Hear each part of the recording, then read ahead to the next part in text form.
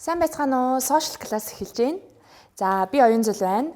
Өнөөдөр манай нэвтрүүлгийн зочноор хуульч өмгөөлөгч AMARBAT маань хүрэлцэн ирсэн байгаа. Тэгэхээр бид өнөөдөр ямар сэдвээр ярилцах вэ гэхээр хувь хүн өөрийгөө хэрхэн зөвөр илэрхийлэх вэ? Хэрхэн одоо ярианы чадвараа сайжруулах вэ? Энэ сэдвээр ярилцсан. За AMARBAT-та өдрийн мэнд хүргэе. За өдрийн мэнд social class үзэж байгаа залуучуудаа бас өдрийн мэнд дэвшүүлье. За тэгэхээр сэдвийнхаа хүрээнд эхний асуултыг одоо танд би тавья. За хувь хүн биегээ олох тэр тусмаа залуучууд өөрийгөө олох, өөрийнхөө дуртай, сонирхолтой тэр зүйлээ мэдэх гэдэг бол хамгийн чухал ойлголт байдаг. Тэгэхээр энэ тал дээр та ямар бодолтой байдаг вэ? Хэрхэн өөрийгөө олох вэ? Хүмүүсийн одоо өөрийгөө олох гэдэг юм өөрийгөө таньж мэдэх, юу сайн чаддаг вэ, юу илүү хүсдэг вэ, юунд дуртай вэ, юунд бас дургүй вэ гэдэг энэ одоо өөрийгөө таних процесс бол хүн болгоноор янз янз. Зарим нь бол ингээд өөрийгөө танихгүй байсараа дуустдаг. За эсвэл хар багасаа тодорхой өөрийгөө олоод тэгээд тэрнтэйгээ холбогдуулаад тодорхой амжилт гаргаад идэм амьдрал нь илүү ажиргалтай болоод явдаг. Энэ процесс бол өөрөө заримдаа нэг тодорхой чиний хажууд дэргэд байгаа хувь хүмүүстэй холбогддог. Өөрөөр хэлбэл бас энэ талаар мэддэг байт юм уу, эсвэл амьдралын зөв совинтой сайн багш юм уу, эсвэл өвөө эмээ ээж аав нь нөлөөлөд өөрийгөө олж болно. За эсвэл одоо тодорхой үйл явдлуудаас болоод хүний амьдрал тохиолдсон янз янзын үйл явдлуудаас болоод өөрийгөө таних, өөрийгөө олох юм процесс бол явж болно. Гэхдээ одоо бол сүүлийн үед илүү энэ өөрийгөө таних процессыг илүү шинжлэх ухаанжуулаад ингээд судалж байгаа.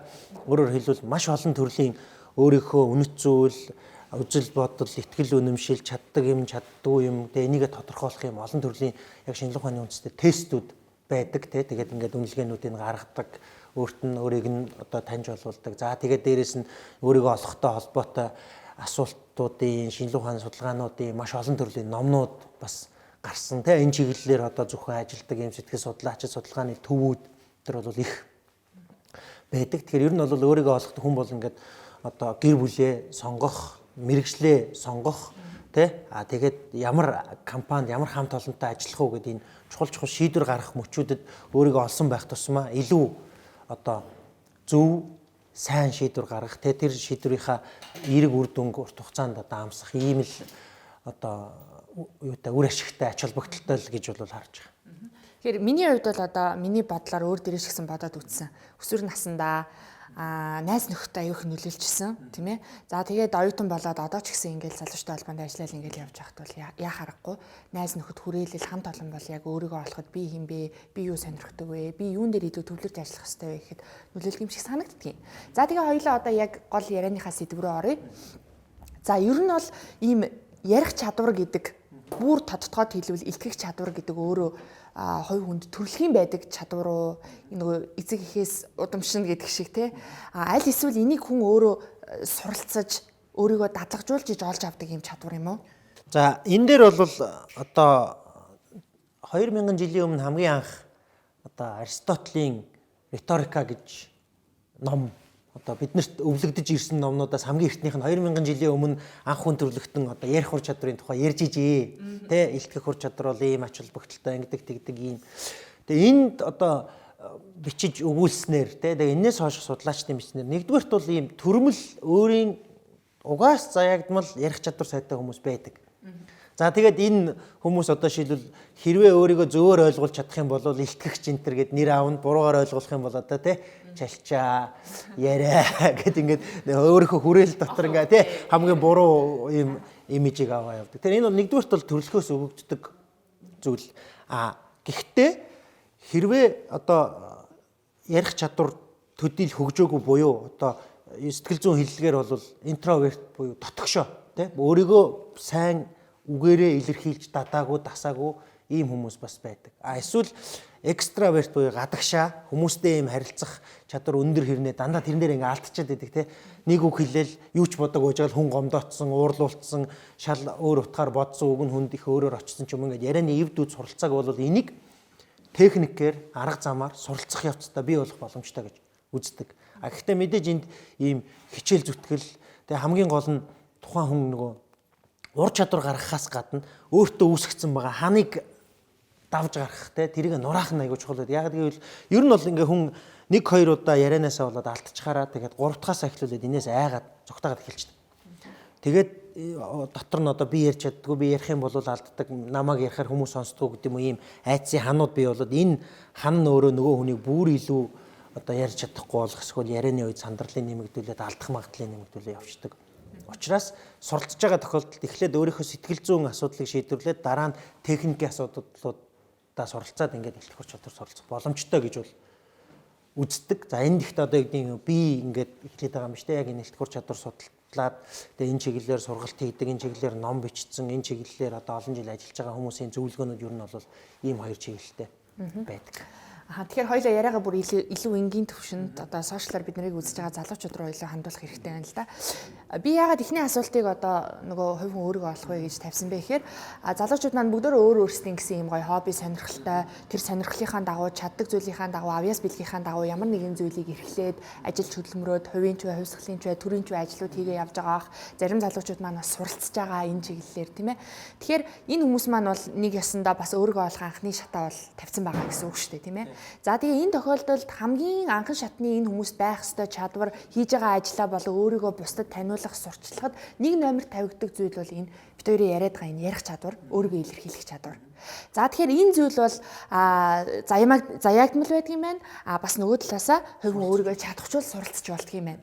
За тэгвэл энд суралцчихсан сайн ярьдаг ийм залуучуудын одоо нийгэмд бусдын дунд олон нийтийн дунд үүсэх давуу тал нь яг юу юм? Энийг хоёлоо тоочны бас хэлж хүссэн байна. Гол юу нь яг бид нар ингээд төвшин гаргаж сонирхдаг юм л да. Одоо шил манай энэ яг нэвтрүүлгийг үзэж байгаа залуучууд ч гэсэн янз янзын зорилгоор энэ ярих ур чадвар, илтгэх ур чадвар, өөрийгөө илэрхийлэх гэдэг хэсгийг сонирхож байгаа. Өөрөөр хэлбэл бүх хүн эндэрт гараад 300 хүн цуглуулад тэгээд үг хэлхийн тулд илтгэх ур чадвар суралцдаг. Ер нь бол энэ суурь нөрөө харилцаа. Өөрийгөө зөвөр илэрхийлэх, тухайн хүнд өөрийгөө зөв ойлгуулах анхан шатны төвшин. Дараагийн төвшин нь тухайн хүнд тодорхой ойлголт, тодорхой зүйлийг ятгах, итгүүлэх, үнэмшүүлэх замаар өөрийнхөө зорилгод хүрэх. За тэгээд нэмээд энэ дахиад 3 дугаар төвшөндөө гарахаар одоо бол илүү илтгэх те бусд хүнд нөлөөлөх, манлайлах гэсэн юм олон төвшөнтэй. Тэгэхээр ихэнх хүмүүс бол эхний төвшний шаардлага ихэнх хүмүүст байдаг. Жишээлбэл бидний хамгийн их амьдралдаа хийдэг илтгэл бол өөрийгөө танилцуулах яриа байдаг те. Намайг тэр гэдэг гэж эхэлдэг. Тэгэнгүүт жишээлбэл одоо ингээд 20 хүн суужгаад өөрийгөө танилцуулахаар бид нар ярианы төгсгөлд нэг 2 юм уу 3 хүнийг л тогтоогод авсан байдаг. Ягаад гэвэл тэр бусдаас илүү содон ч юм уу, сонирхолтой ч юм уу эсвэл одоо яриа нь илүү хөрсөн учраас 20 дотроос 2 юм уу 3-ыг л тогтоож авдаг. Тэгэхээр энгийнээр бол даалгавар юм байхгүй юу? Сайн өөрийгөө илэрхийлж сурна гэдэг бол 20 хүн дотроос яаж нөгөө бусад 19-ийнхөө одоо ой тойнд нь үлдэхүүц тийм яриа танилцуулгыг хийх вэ гэдэг бол өөрийгөө танилцуулах яриан дээр ингээд тавигддаг хэсэг юм аа. Тийм учраас ингээд өөрийгөө илэрхийлээ сурчхаар тэр нь танд өөрийгөө илэрхийлдэггүй байсан, бусадтай харилцдаггүй байсан, олон нийтэд өөрийнхөө үзэл бодлыг хүргэдэггүй байснаас илүү олон хаалгыг нээж өгч байгаа. Жишээлбэл энд бол нөхрөлийн хаалга, тий. Хоёрдугаарт нь бол одоо хэрвээ та бизнесмен бол бизнесийн илүү олон боломжууд, шатууд нээгдэнэ. За хэрвээ та оюутан байх юм бол илүү багштай үнэлэгдэх юм боломжууд, сурлагын амжилт илүү дэвшилдэг. Дээрээс нь жишээлбэл ийм оюутнуудаас нэг ийм оюутнууд их байдаг л да. Би уг нь энийг хийсэй. Тэгвэл энэ нөхөр ягаал гараал яриад тэгэл тий багш нь юу гэж боддог вэ гэхээр энэ яриад байгаа нөхөр хийдэг гэж боддог боловч бодтол дээр хийсэн үнөөр өгдөг. Тэр хүн бухимдаад идэх байхгүй.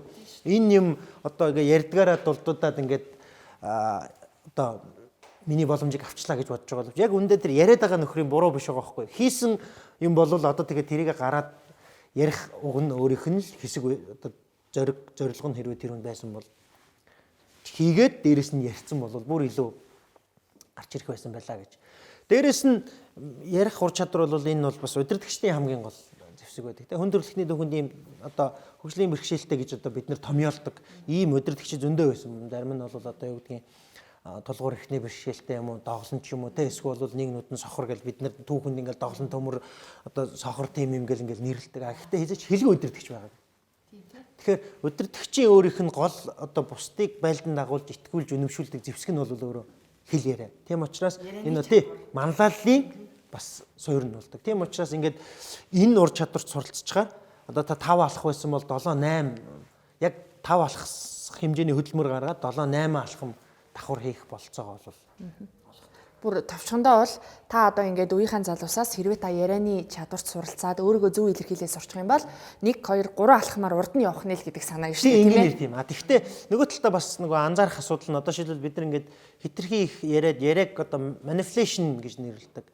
Seduction гэж нэрлэдэг. Мунхруулах, эсвэл бусдыг хуурах, мэхлэх ийм одоо хэсэг рүү оруулаад ирэхээр энэ одоо магадгүй улс төртөө нийлэх юм бол энэ ч өөрөө бүр илүү тухайн хүнийг хүмүүс үзэхгүй байх, хүлээж авахгүй байх ийм үр дагавар бол монголчууд ч гэсэн дээрээс 5% үгэнд нь танигдаад байна даа гэж одоо дуунд хүртэл байдаг. Тэгээ ерөөсө 5% хэлэхдээ тэр хүн ерөнхийдөө ямар хүн ер нь юу гэж боддгоо гэдгийг ингээд мэдчихдэг нэг юм манай үндэсний бас нэг онцлог байна л да.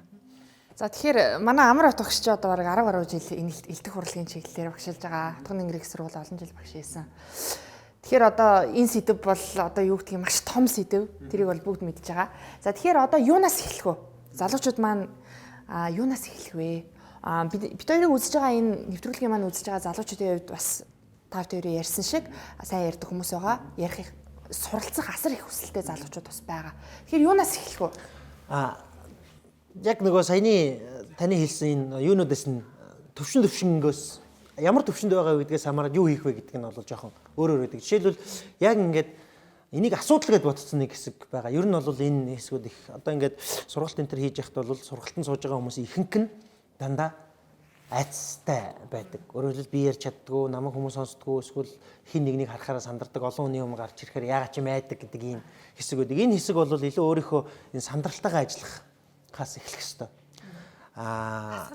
Тий, ер нь бол маш олон төрлийн энэ сандралтайгаа ажиллах одоо техникүүд байна. Жишээлбэл одоо хамгийн энгийн техник бол ийм олон хүн цуглуулад өмнө нь гарахад яг ингээд тулгамддаг тэр сандралыг ганцаараа байж байхдаа өөртөө яг ийм одоо хийсвэрээр хиймлэр бий болгоод тэгээд тэрийг ингээд даван туулах жишээлбэл арга байдаг. Бүр ийм хамгийн энгийн дасгал бол энэ нөгөө хөзрийн арга байдаг байхгүй нэг 25 ширхэг хөзөр сонгоод тэгээд хөзөрнүүд дээр одоо монгол хэлний хамгийн нийтлэг хэрэгэлдэг 25 үсгийг ингээд наа. Тэгээ нөгөө карта одоо ингээд өөртөө харуулахгүй холж жагаад нэг үсэг өөртөө гаргаж ирнэ. Тэгээ тэр үсгээ харангуйтаа тэр үсгээр эхэлсэн 20 үгийг шууд өөртөө дараалуулж хэлэх ёстой. Таслахгүйгээр хэлэх ёстой. Одоо Б гэж гараад ирэх юм бол байшин, бар гэл ингээд 20 үг болох ёстой. Тэгэнгүүт яг энэ 20 үсэг гарч ирээд хилэнгүүт хүнд ингээд яг одоо шилбэл юугаар сошиал классыг үзэж байгаа хүмүүс амархан юм шиг нэ та ингээ хийгээ үзэх юм бол энийг тийм одоо шууд тулгамдна. Тэг яг ингэж тулж байгаа нь өөрөө яг эндрийн өмнө гараад тулгамддаг тэр одоо хоёр мэдрэмж нөгөө хийж байгаа үйлдэл нь өөр боловч авч байгаа тархинд очиж байгаа юу мэдрэмжийн адилхан учраас яг шилбэл энэ дасгалаар дамжуулаад ингээд өөрийнхөө сандралыг багасгаж болно. Өөрийнхөө тэр сандраад байгаа мэдрэмжээ илүү хяналтандаа авах зорилготой дасгал. Сонирхолтой юм. Энийг туршиж үзнэ. Уучлаарай яриаг чинь таслаа ганцхан асууж. Нөгөө хүмүүс ихэвчлэн одоо ингээд би нэлийн олон тийм илтгэх урлагийн сургалтанд сууж исэн. Толтгой ажил гэдэг шүү дээ. Тэр одоо дасгал ер нь модонд хэвээрээ юу? Би бол яг хувь хүнийхээ хувьд толтгой ажил гэдэг ийм зөвлөгөө нэх өгдөлдөө зөвөр нэг манай нэг сургалтанд сууж исэн тэгжсэн талтай баахан ажиллаж байгаад тэгээ гэрээхэнд байхын загнуулс гэсэн энэ ч одоо галзуурч яг нөгөө 0-тоо ингээл хааж байгаа тэгэл өөртөө яриад сайн байцгаана уу гэл ингээд янз янзаар хэлж үзээд гэсэн чи аав нь уурлаад сургалт наад нэг балан янаасаа бойл гэдэг гэсэн тэгээ бас нөгөө тухайн хүний өөрийнх нь онцлогоос хамаарат талтай ажиллах нь зөв байна уу эсвэл одоо илүү биеийн хилэмж биеийн хилэмж дээр ажиллаж байгаа хүн бол талтай ажиллах нь зөв. Ягаад гэвэл толон дээр буцаад чиний нөгөө ямар хөдөлгөөн үзүүлж ийн, гарын чи хөдөлгөөн ямар байна, нүүрний чи хувирал ямар байна гэдг нь толон дээр илүү харагдана.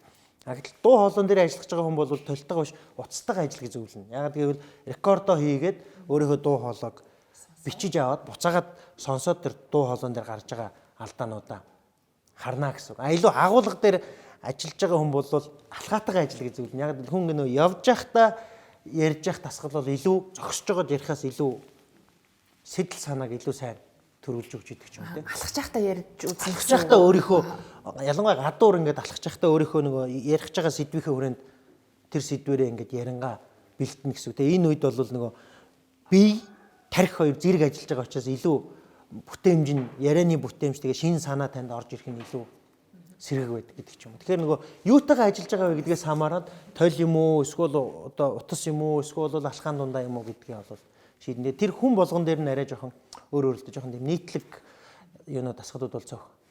Сайн ярьдаг хүмүүст бол одоо өөрийгөө сайн ярьдаг гэж бодож байгаа хүмүүс хэрвээ энийг үзэж байгаа бол тэгээ би дараагийн төвшөнд яах вэ гэвэл унших гэж зүйлнэ. Тэ? Одоо жишээлбэл ингээд эн чинь эхлээд бид нар нүүдэлчдийн гол онцлог бол ингээд юмны талаарх мэдээлэлтэй юмны мал малын захтай гэж монголчууд ярьдаг. Тийм байх шаардлага байсан бол одоо ингээд хотчоод ирэхээр мэрэгш юм хэрэгцээ өндөр шүү дээ. Тэгээд энийг ч гэсэн буцаагаад одоо нийгэм залуу үе шаарддаг болсон. Тийм учраас одоо за юуны илүү тус төрчдөд зориулсан зөвлөгөө сэдвтэй бай гэл ингээд байгаа. Энд чинь миний сэдв тэрний сэдв гэдэг чинь цаад утга нь бол нөгөө профешнл байх тодорхой хүрээгээр мэрэгших бүх юмыг мэддэг байдлаар бүхний тухай ярьдаг биш. Тодорхой сэдвүүдээр тодорхой хүрээнд илүү гүнзгийрч мэрэгшээд тэгээд монголчууд хэлдэгтэй ямар нэг юм гадралдаг биш бүр доторлдог байх хэрэгтэй гэдэг шиг. Тэгээд тодорхой сэдвээр доторлохын тулд унших, судлах ийм юмдаа хэрвээ та одоо илэрхийлэх ярих чадвар нь сайн байх юм бол ярианыхаа агуулгыг бусдад илүү сайн хүргэхийн тулд илүү сайн судлах ийм зөвлөгөө өгнө гэсэн. Тэгэхээр би яг таны яриан дээрээс нь унших маш чухал гэдэг. Энэ дээр би нэмээ хэлэхэд унших, сонсох, бичих, бодох, тийм ээ? Одоо сэтгэх энэ бүх үйлдэлүүд, энэ бүх дадлууд бол эргээд өөрөө нөгөө ярих чадвар, өөрийгөө илэрхийлэх чадварт бол шууд нөлөөлнө шүү дээ, тийм ээ? Суурна. За би бас нэг зүйлийг одоо нэвтрүүлгээд дуусгаас өмнө одоо амжилаа асуучих. Тэгэхээр олон улсын ингээд хурал зөвлөгөөнд чуулганд залуучуудтай ингээд оролцоо явж хахад Азийн залуучуудын хувьд бол харьцангуй одоо ийм сэтгэл хөдлөл багтай. Шууд ингээд гар өргөөл би үг хэлье, би саналаа хэлье гээд ахгүй. Харин Европ талаас бол нэлээд тийм эмоцтой, ингээд маш нээлттэй одоо юм болгон дээр л ирнэ үг хэлчих тийм хандлагатай байдаг юм билэ. Тэгэхээр Монгол залуучуудын хувьд бол мэдээж нөгөө Аз тал руугаа тийм ээ арай нэг жоохон төлөв даруй байдаг юм шиг надад анзаарагддаг.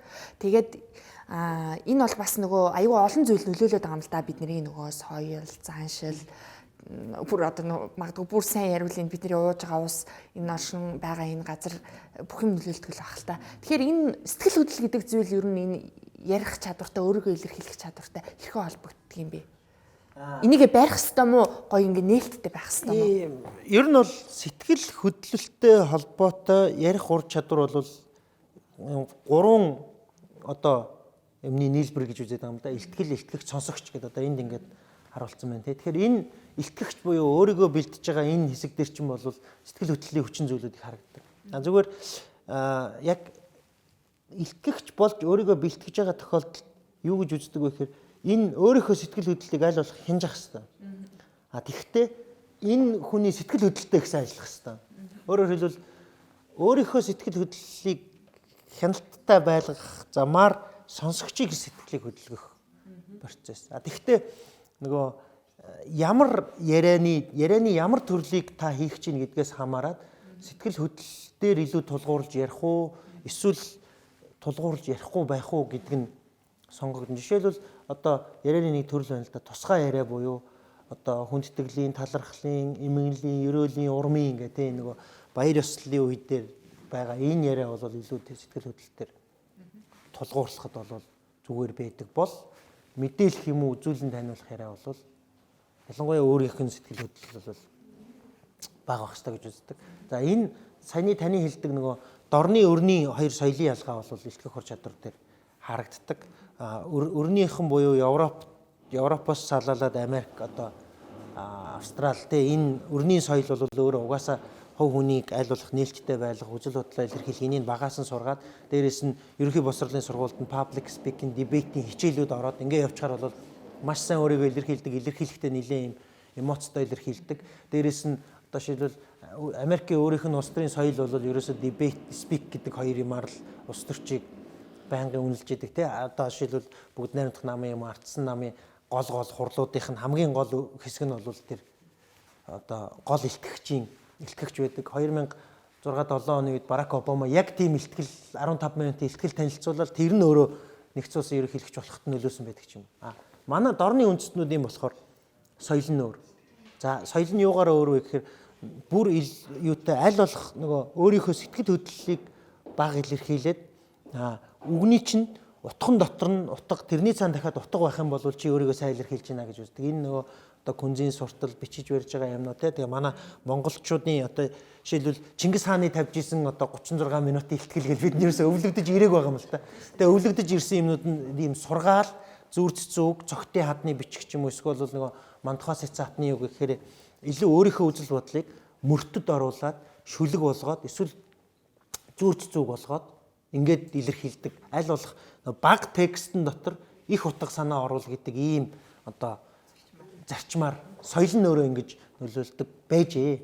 За тэгээд дараа нь социализмын одоо хугацаанд бол бид нэр Оросоор дамжаад Европын одоо өрний ийм илтгэх хур чадрын арай зөөлөн гэдэг юм уу, арай тийм сэтгэл хөдлөл багтаа хөлбөр рүү орж байгаа. Тийм учраас жишээлбэл намын даргын гэдэг юм уу, намын их хурлын илтгэл гэдэг бол бараг тэр намын хурлынх нь бэлтгэлийнх нь томоохон хувийг эзэлдэг. Тэр илтгэлүүд нь одоо шилбэл ингээд тэр янз янзын социализмын дарга нарын илтгэлийг уншихаар бол уран яруу гэхээсээ илүүтэйгээр тэр хэллэгийн логик дээр илүү анхаардаг. Монгол хэлний өөрийнх нь бичлэгийн чанарыг илүүсээ хадгалахыг зорддог юм байжээ дахиад. Тэгээ хамгийн сүүлд нь одоо ингээд бид нар өрний юмд суралцж штэ тий. Тэгэхдээ өрний энэ сэтгэл хөдлөлтөд илтгэх чадварыг худал амлалт дээр нийлүүлвэл одоо юу болдгийг бид нар бас харж байна. Энэ хоёр хоёулаа нэг зам дээр байж байгаа хэрэгтэй. За нөгөө нэг ингээ их юм мэддэг хүнтэй ярьсан ч өөр хитрхи их юм яриад. Тэгээ хоёулангийн маань цаг одоо яа харахгүй дуусч байна. Тэгээд ямарсан хамгийн түрүүнд одоо бидний зарим ирж алтан цагаа залуучууд оюуны хөрөнгө оруулалт хийхэд зориулсан AMARBAT хуульчтай баярлалаа. За тэгээд манай сошиал класс бол үргэлжлэнэ. Үзэгчдтэй бас баярлалаа. Энэ удаагийн нэвтрүүлэг маань өгөр өндөрлж байна.